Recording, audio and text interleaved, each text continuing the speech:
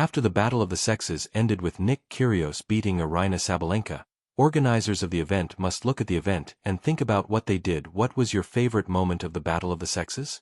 Mine was when a man named Graham awkwardly shuffled onto the court with a microphone in one hand and some signed tennis balls in the other, shouting, somewhat desperately, "Who wants a signed ball?" before awkwardly lobbing balls into the stands when he surely could have made life easier by using a racket instead. Either way, it was the loudest cheer of the whole event and a perfect metaphor for this mess. Who can blame the fans for wanting a signed tennis ball signed by Aryna Sabalenka or Nick Kyrgios? Any spectator at this glitzy, glamorous, but sorry excuse of a tennis event would want a physical piece of evidence they survived. Gaze at my tennis ball from the Coca-Cola Arena in Dubai. Look at it. Don't talk to me about your suffering again.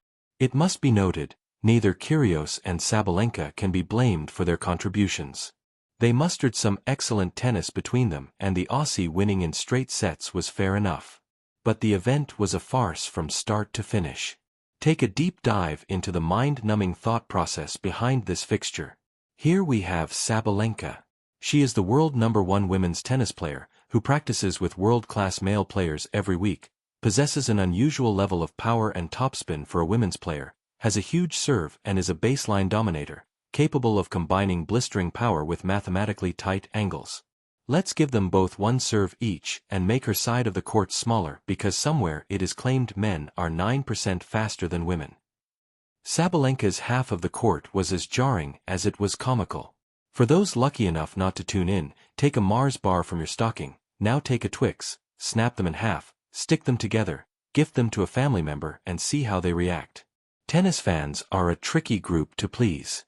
Many opine for the days wooden racket-wielding gentlemen and ladies glided across the court as pristine umpires serenaded the scores with a dialect straight from Buckingham Palace. Now the tennis world is desperate to attract new fans whose head has been turned by the sport's trendy and hip step-siblings pickleball and padel. Their perceived step into the future was to breathe life into an idea from the past which has already been done 3 times. This was less Billie Jean King versus Bobby Riggs and more Anthony Joshua versus Jake Paul.